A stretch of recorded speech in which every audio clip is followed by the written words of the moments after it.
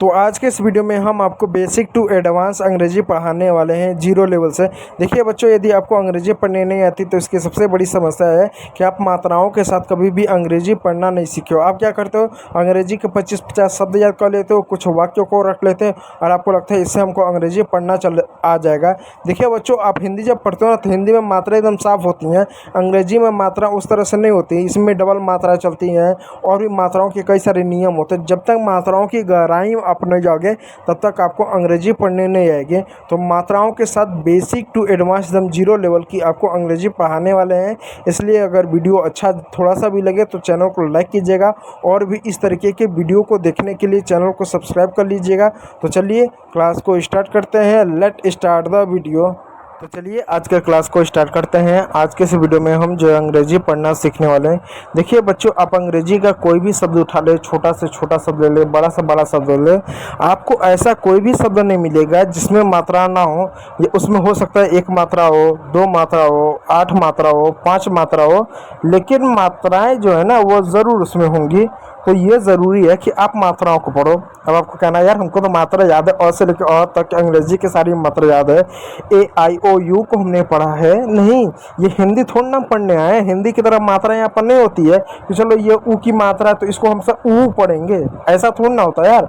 यहाँ पर अंग्रेजी में जो मात्राएं होती हैं वो हमेशा बदलते रहते हैं, उनके कई सारे अपने नियम होते हैं। तो उसी को आज के इस वीडियो में पढ़ने वाले। लेकिन उससे पहले ना प्यारे बच्चों, आपका जो भी नाम होगा, प्यारा सा जो भी नाम है, कमेंट बॉक्स में कमेंट कीजिएगा। बहुत सारे बच्चे करते हैं, आप भी अपना नाम कमेंट कीजिएगा, ठीक है प्यारे बच्चों। तो चलो, अंग्रेजी में टोटल 5 मात्राएं होती हैं। कौन कौन सी? AEIOU। ये अंग्रेजी में टोटल 5 मात्राएं होती हैं, जिसमें से आज हम ई की मात्रा को पढ़ने वाले हैं।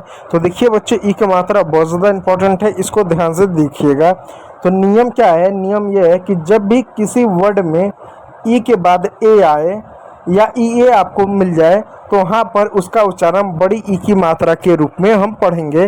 जैसे कुछ एग्जांपल अगर मैं आपको बताना चाहूँ तो यहाँ पे एक शब्द है READ।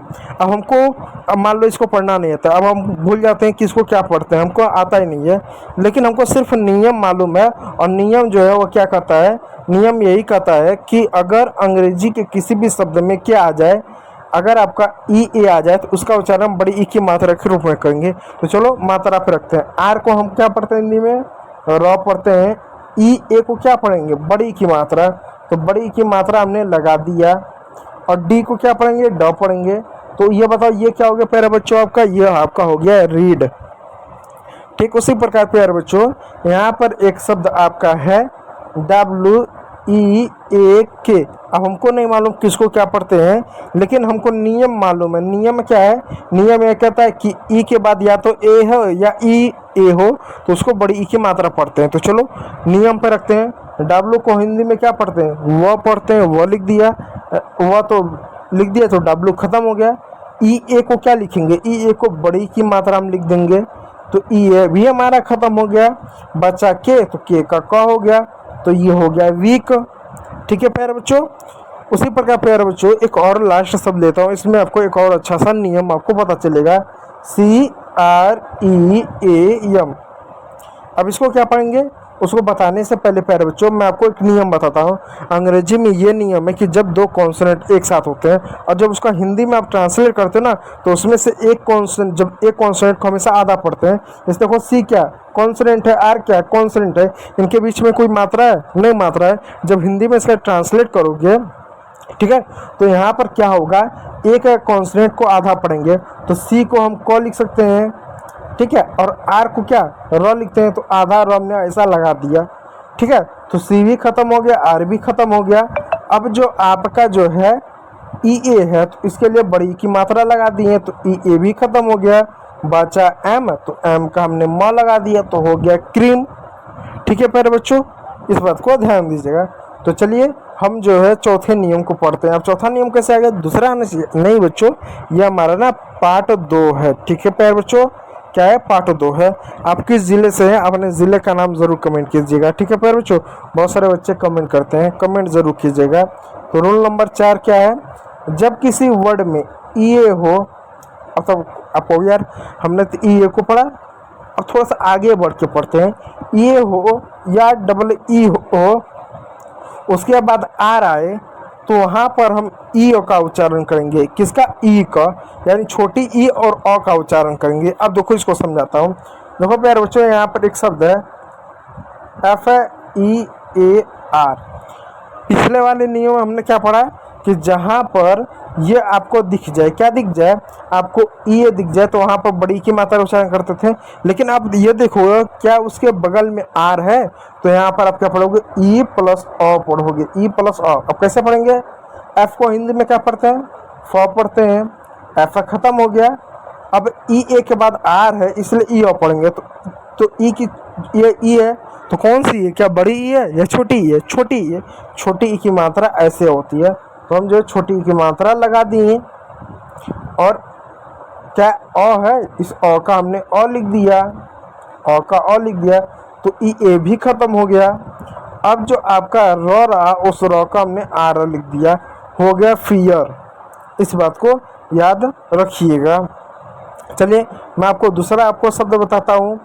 यहाँ पर एक और शब्द आपको बताता हूँ। बी है, बी के बाद ए है, ई है, ए है, आर है। अब इसको क्या पढ़ेंगे? तो चलो हम नियम पर देखते हैं। नियम में क्या ई है? हाँ ई है। ई के बाद ए है, ए है आपको गया तो बड़ी की मात्रा पढ़ेंगे? नहीं, इसको छोटी की मात्रा पढ़ेंगे, क्योंकि आर भी है तो क्या पढ़ेंगे? ई प्लस अ पढ़ेंगे। चलो लिखते हैं। बी का क्या होगा? बी का ब होगा, बी खत्म हो गया। ई का क्या होगा? छोटी की मात्रा।